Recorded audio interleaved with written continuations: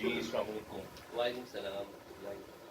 جی آج ہمارے ساتھ جو ہیں وہ مفتی ابو رامز ہمدرد صاحب موجود ہیں، تو ہم ان کا تعارف کرتے ہیں، تھوڑا سا تعلیم کے بارے میں بتائیں، کس مقتبس فکر سے پڑھا آپ نے، پھر کیا آپ ایولیوشن ہوئی آپ کے اندر، کیا تبدیلی ہے، جیسے آپ نے مجھے آپ پہلے ایک شخص ملے ہیں کہ جنہوں نے جو بندیوں پہ بھی پڑھا ہے اور بریلویوں پہ بھی پڑھا ہے، تو آپ کا جو ایکسپوجر ہے وہ ایک الگ ایکسپوجر ہے جو میرا نہیں ہے یا اور لوگوں کا یا اور علماء کا نہیں ہوتا، تو وہ بتائیں تاکہ لوگوں کو روشنی مل سکے۔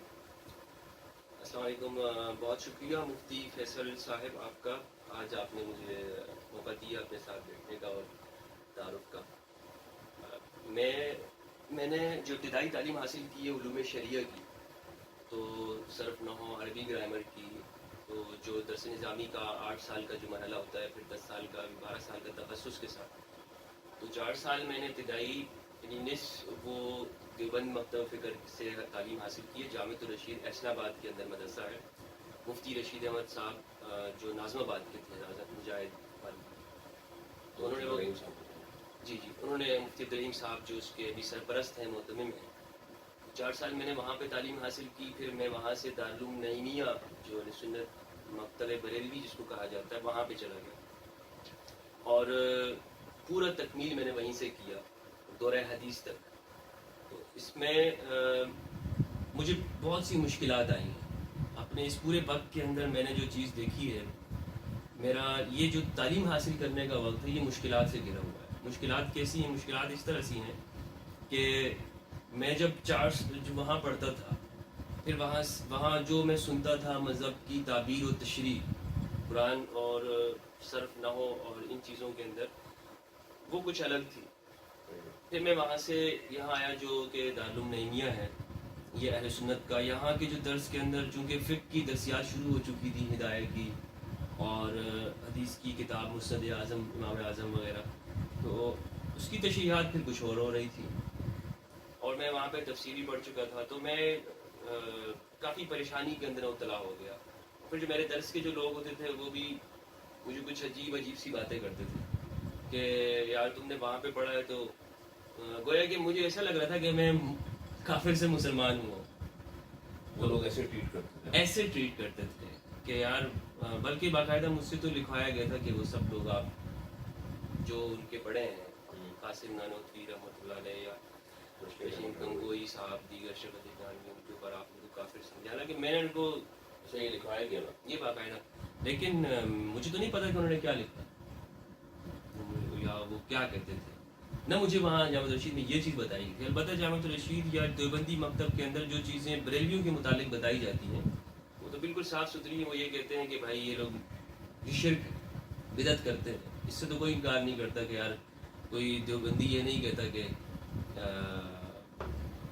بریلوی جو ہے یہ بدعتی نہیں ہے یا مشرک نہیں ہے یا رسول اللہ کہتے ہیں، لیکن یہ چیزیں تو تھی، لیکن میں نہیں کہتا ویسے، تو نہ بدعتی کہتا ہوں نہ مشرک کہتا ہوں، لیکن ہمیں تو یہ بتایا مدارس کے اندر یہی بتایا جاتا ہے۔ بالکل صحیح کہا۔ تو جس سے آپ یہ الگ بات ہے کہ ٹی وی چینلز کے اوپر آ کے وہ کہتے ہوں کہ ہم نہیں کہتے یا سب مسلمان ہیں، مدارس کے اندر یہ چیز کہا جاتی ہے۔ ایسا ہی ہے، میں نے 11 مدارس میں پڑھایا کراچی کے، تو مجھے مدارس کا اچھا تجربہ ہے۔ آپ صحیح کہہ رہے ہیں۔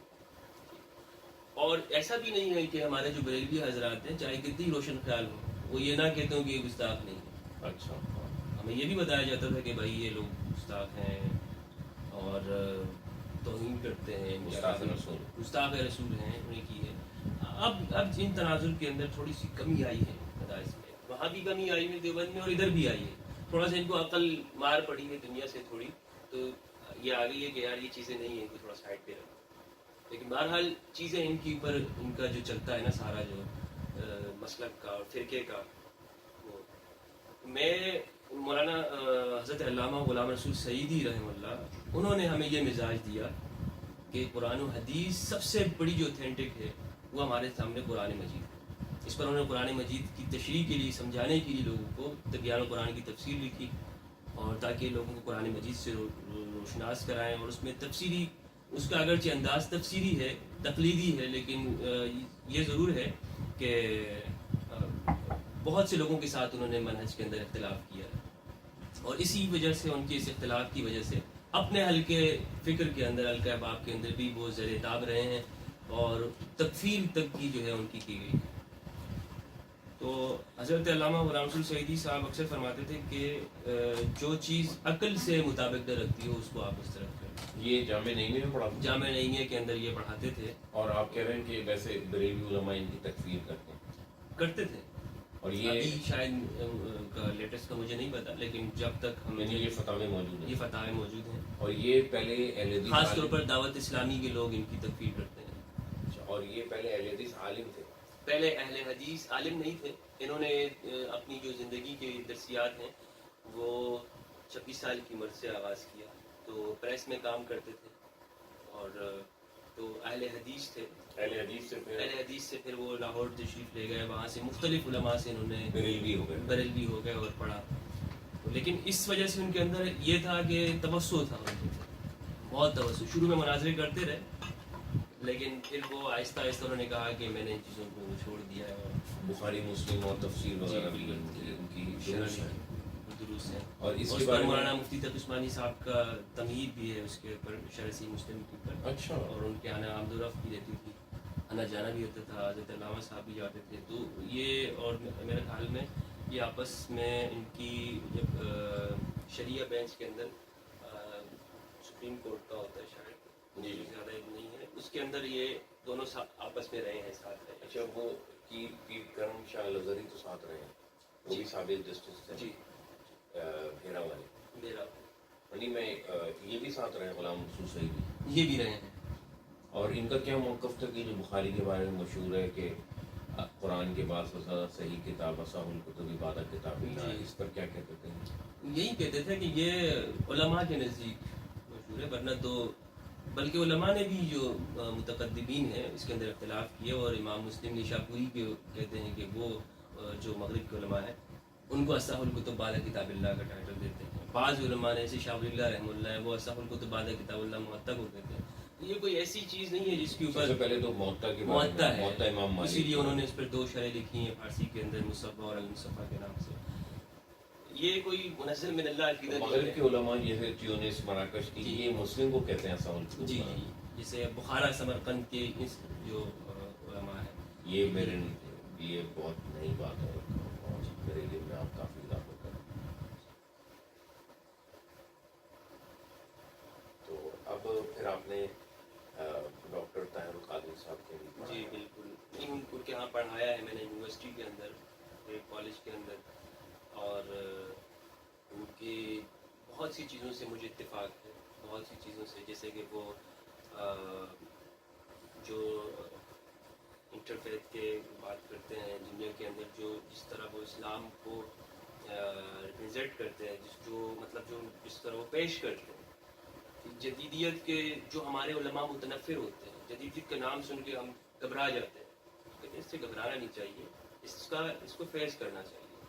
اور یورپین تہذیب و تمدن کے جس طرح ہم دشمن بن گئے ہیں، کہ اس کو ہم شاید سمجھتے ہیں کہ یار جو بھی وہاں سے فلسفہ اور فکر آئے گا وہ شاید ہمیں غلام بنانے کے لیے، وہ شاید ہمیں تباہ کرنے کے لیے، فکری اور معاشی سیاسی طور پر ہمیں غلام بنانے کے لیے، تو وہ اس چیز کو کہتے ہیں کہ اس طرح کی کوئی چیز نہیں ہے، دنیا بھر کے اندر فکری اور تمدنی طور پر ارتقاء ہو رہا ہے، تو اس کو ایک فطرت کے اس کو قبول کرنا چاہیے۔ اور تو پھر دوسری بات یہ کہ وہ جو ہمارے جو اہل شریعت ہیں وہ اہل دنیا سے جس طرح کٹ گئے اور دور ہو گئے، اس کے لیے انہوں نے باقاعدہ ایک یونیورسٹی بنائی جس کے اندر اصلی اور شرعی دونوں تعلیم دی جاتی ہے، اور باقاعدہ وہاں پہ جو ایک فاضل ہوتا ہے وہ اس کو پھر کہیں اپنے معاشیات کا خوف نہیں ہوتا، تو یہ بہت بڑا اس کے اندر جمود بھی نہیں ہوتا۔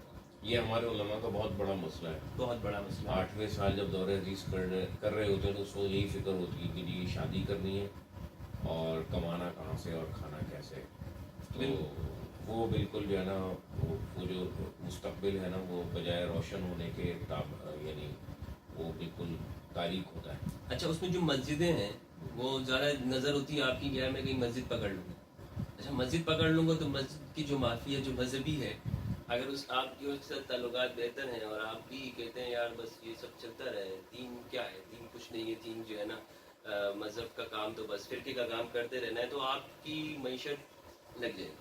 لیکن اگر آپ کہتے ہو کہ نہیں میں اسلام اور صحیح انسانیت کا کام کروں گا, میں قرآن مجید جو ہمیں مدارس کے اندر ہی پڑھایا گیا کہ سب سے پہلا استدلال کا قرآن مجید سے کریں, میں یہی سامنے رکھوں گا اور میں اس کو پیش کروں گا. تمام اصول فقہ کی کتابوں میں یہی لکھا, تمام اصول فقہ کی. تو آپ اس مافیا جو مذہبی جو بنی ہوتی ہے وہ آپ کو دہری کہہ دے گی, آپ کو پتہ نہیں کیا سے کہ آپ پرویزی اور آپ کے اوپر فتنے, آپ حدیث کو نہیں مانتے ہو, آپ کی معیشت تو آپ تو بس تباہ ہو گئے. ٹھیک ہے, اب یہ ہے کہ اگر آپ خاندانی طور پر مضبوط ہیں اور آپ کا بیک گراؤنڈ ایک بہتر ہے یا تو پھر کچھ چل سکتا ہے اور آپ کو کوئی بزنس ہے, کاروبار ہے.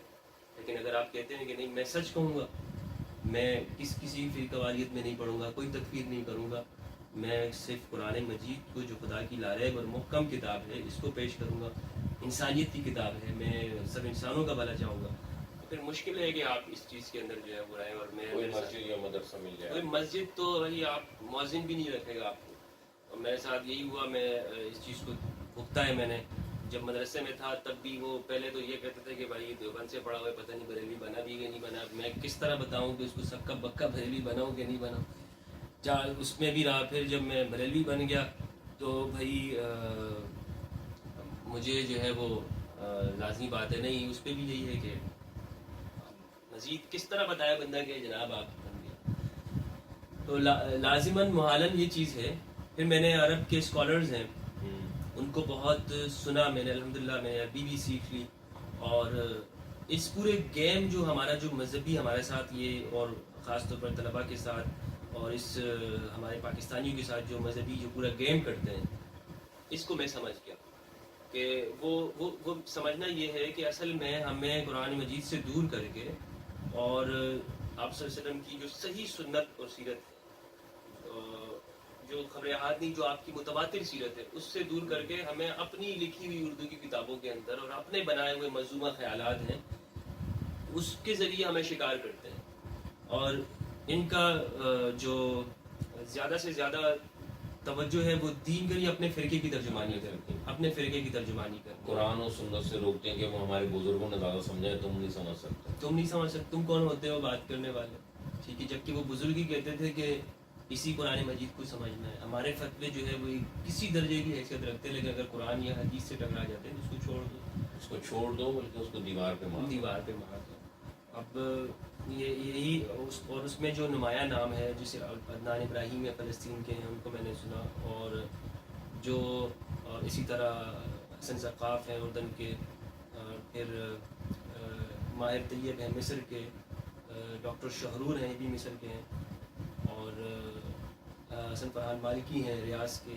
تو ان علماء کو, اور ڈاکٹر بابا زہیری زہیری ہیں, اور اسی طرح امام ابو زہرہ ہیں, یہ عرب کے علماء کے اندر جو اس وقت ارتقاء کے کام کر رہے ہیں, جو فقہ الاسلامی وادی لگو, توسع شیخ بہت, عبدالفتاح, شیخ عبدالفتاح الغدہ جو ہے. اور یہ علماء ان کا منہج آپ جن کی کتابیں پڑھیں گے تو لگے گا کہ یہ ان کے اندر بہت توسع ہے, اور انہوں نے کوشش کی ہے کہ اسلام کو اصلیت کے مطابق جو ہے وہ لوگوں کو سمجھانے کی کوشش کریں, جو اس کے اندر جو زمانے کی وجہ سے گرد و غبار سے جو اٹک گئی ہے اس کو دور کریں. پاکستان میں آپ ان جیسے علماء دیکھتے ہیں جن کے اندر توسع ہو, وسعت ہو, براڈ مائنڈیڈ. جی بالکل, ایک تو شیخ الاسلام مفتی تقی عثمانی صاحب ہیں, اور ڈاکٹر محمد طاہر القادری صاحب ہیں, اور اسی طرح ہمارے جو یہ علماء کرام ہیں ان کی کتابیں, ان کے جو منہج ہے. ابھی میں ایک ویڈیوز دیکھ رہا تھا کہ جس میں مفتی تقی عثمانی صاحب لوگوں سے کہہ رہے ہیں کہ آپ یہ چیزیں جو ہیں اس چیز کو چھوڑ دیں, فرقہ واریت یا تکفیر اس طرح کی یہ چیزیں. دوسرے جناب غامدی صاحب ہیں, اور غامدی صاحب جو ہیں وہ میں ان کو بڑا ایک فکری طور پر بہت سی چیزوں میں میرے ان سے اختلاف ہے, لیکن جہاں تک جس طرح ان کا جو منہج ہے وہ بالکل معقول ہے. ان کی کتاب پڑھی ہم نے, ان کی کتاب میں نے میزان پڑھی پڑھی میزان پوری پڑھی, اس میں بڑے ملے مباحث نہیں کبھی ملا نہیں ان سے, لیکن ان کی جو ان کے اندر معقولیت ہے, ان کی جو معقولیت ہے وہ بلا شک و شبہ. اس وقت میں کہہ رہا تھا کہ وہ ہمارے بہت سے دوستوں سے بات ہوتی ہے, کیوں ملائیشیا میں کیوں بیٹھے ہوئے ہیں, پاکستان میں کیوں نہیں ہے, یہاں وقت دیں یہاں. لیکن حقیقت یہی ہے کہ یہاں پر جو ہماری جو صورتحال ہے, جس طرح کی جو ہم گزر رہے ہیں, ہم لوگوں سے فائدہ اٹھانے کے بجائے اسے مسترد کر دیتے ہیں. لوگوں نے پڑھا نہیں ہوتا, نہ ہم پڑھنے دیتے ہیں, بلکہ ہم تو یہ کہنا بھائی گمراہ اس کی کتاب کو پڑھنا ہی نہیں ہے. ٹھیک ہے, تو پھر کیسے معلوم ہوگا کہ بھائی کیا جا رہا ہے؟ حقیقت کیا ہے, واقعی گمراہ ہے یا سب سے زیادہ ہدایت یافتہ ہے؟ ٹھیک ہے, یا آپ نے بنا لیا ہے, آپ نے بنا لیا ہے. اختلاف کریں, بالکل اختلاف تو آپ اچھی نے ہے. تخصص کہاں سے کیا؟ میں نے نعیمیہ سے ہی کیا. کتنے سال کی 2 سال کا ہوتا ہے. تخصص فقہ؟ تخصص فی الفقہ ہوتا ہے اور تخصص فی الحدیث بھی ہوتا ہے. لیکن میں چونکہ وہاں سے ایک ہمارے استاد صاحب تھے, ان کے پاس جایا کرتا تھا اور ان کے پاس پڑھتا تھا. باقاعدہ میں نے تخصص کی کوئی شرائط نہیں کی. فقہ میں کیا ہے یا حدیث؟ فقہ میں کیا ہے میں نے, اور حدیث میں جو ہے وہ میں نے ایک خاص وقت لگایا. میرے جو عرب کے ایک استاد ہیں, میں نے ان کے ذریعے فیس بک پہ ان سے پڑھتا ہے. اور آپ کو بڑا تعجب ہوگا کہ یہ فیس بک پہ کیسے پڑھا جاتا ہے, لیکن مجھے اس چیز کا معلوم نہیں تھا کہ یار, لیکن مجھے اس سے سنا تھا کہ وہ حدیث کے اندر بڑے ماہر ہیں. میں نے ان سے فیس بک پہ دوستی کی اور ان سے روز آنا میں ان سے کچھ تھوڑا بہت پڑھتا تھا. اور کیا نام؟ ان کا نام ہے احمد عبد القادر, کہاں کے؟ یمن کے ہیں, اور زیدی ہیں, لیکن حدیث کے اندر بڑی ان کی مہارت ہے. اور فکری جو عملی طور پر ہیں فروعی مسائل میں وہ حنفی ہیں, فکری زیدی ہیں اور فروعاً زیدی ہیں, زیدی فکرن ہے. اچھا, یہ فکر ہے, یہ کوئی یعنی کوئی فقہ نہیں ہے. یعنی وہ شیعوں میں نہیں آتے ہیں شیعہ, شیعہ ہیں ہیں شیعہ, اور ان کی فکر حنفی ہے. جو مسائل ہیں ان کی. ٹھیک ہے, تو مجھے بڑی تعجب ہوئی, جب حیرت ہوئی کہ یہ کس طرح کی بات کر رہے ہیں کہ میں حنفی ہوں اور پھر زیدی بھی ہوں. میں تو سچ چکرا گیا میرا. لیکن اس نے کہا نہیں دیکھو ہدایہ ہے اور یہ ہم سب یہی پڑھاتے ہیں. ہدایہ اور دیگر جتنی بھی کتابیں, کنز الدقائق ہے, اس کی شرح ہے, بحر الرائق ہے, ہمارے مدارس میں یہ پڑھائی جاتی ہے. میں نے کہا نہیں, آپ مجھے کس طرح, مجھے یقین نہیں آ رہا. شیعہ ہو کر سکھا ہم فکراً ہم لوگ اس طرح شیعہ اہل بیت کا ہمارا سلسلہ ہے, لیکن ہم یہ جو امامیہ ہے وہ نہیں ہے. اور یہی بنیادی ان کی وجہ ہے اختلاف کی اور آپس میں ان لوگوں. تو بہرحال وہ مجھے بتاتے رہے, ایک ایک چیز کر کے مجھے انہوں نے سمجھایا ہے. ابھی میرا ان سے رابطہ ہے اور مجھے اللہ تعالیٰ ان کو ہمیشہ حفاظت میں رکھے. مجھے حدیث کے اندر عقلیت, جو سوچنا ہے, سوال کرنا ہے, درایت اور عقلیت, وہ, اور خاص طور پر فکر قرآن, فکر جس کو کہتے ہیں آپ. ایک ہوتا ہے حدیث کا بالکل انکار کرتے ہیں, یار میں حدیث کو نہیں مانتا. ایک ہے کہ آپ کہیں کہ کچھ بھی ہو جائے میں نے قرآن مجید کے مقابلے میں کسی چیز کو نہیں مانتا. یہ قرآنی فکر ہے.